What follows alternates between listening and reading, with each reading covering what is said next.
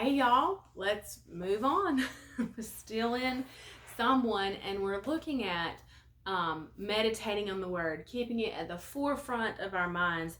And we're in Proverbs 4 right now, and I'm going to pull some today and maybe even tomorrow from the latest blog that is up on the website, and it's called Did You Ask God?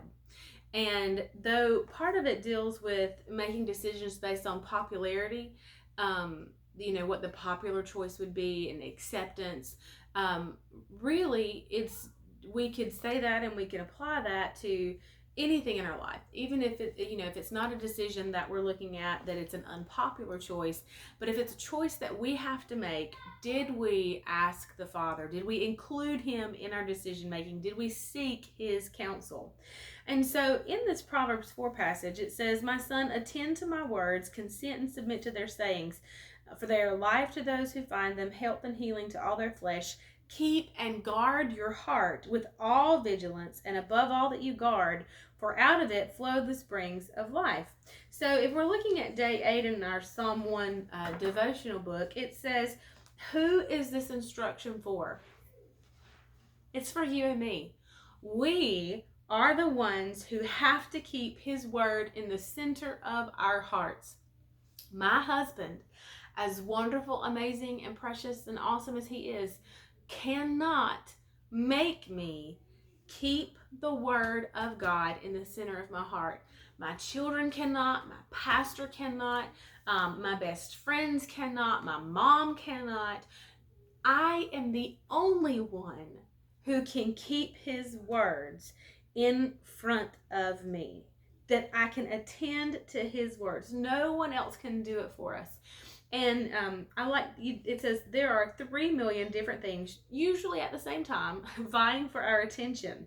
It must be purposeful action for us to focus on his words, his teachings, and his instruction. His promise is that if we do that, we will not fail. He promised that he would not forsake us. We are guaranteed success because it is God's promise. But we must do our part by habitually delighting in, desiring, and meditating on his words. We have to make a conscious decision. And that's what this says towards the end. If we do not include God in our choices, then he cannot be responsible for their outcome. God has plans for us, plans for peace, not for evil, to give us a hope and a future. But are we doing our part to see those plans come to pass? Are we doing our part?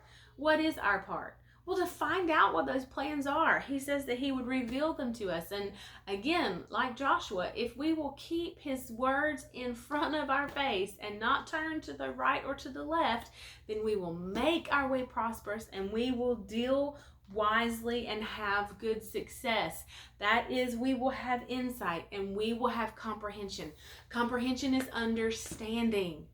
But our part, the first part of that, is keeping his word in front of our face. As Proverbs 4:20 says, it is attending to his words. And then he goes on to say in verse 26, "Consider well the path of your feet, and let your ways be established and ordered. Don't turn aside to the left or to the right." I'm going back to the Psalm 1 book now. It says, I hear people say all the time that faith is not a formula. Well, that's true and not true all at the same time. It's true in the sense that we don't know exactly how or when the answer will manifest. We don't know exactly how God is going to move. What we do know is that every time he answers and every time he moves, faith works. And there is order to how faith works. God is not the author of chaos.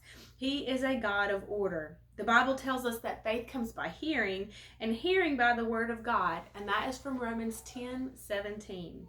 We also read in James that we should be a doer of the word and not a hearer only. That's the formula. Faith comes when we hear the word of God, and then we act in faith by moving on what we believe. When we attend to the words of our Father, consent and submit ourselves to his sayings, we have put him in the director's seat. We have made His word the loudest voice in our lives, and it is evident by the way that we live. We're at the 5-minute mark, and we will pick up here again tomorrow. I'll see you then. Bye, y'all.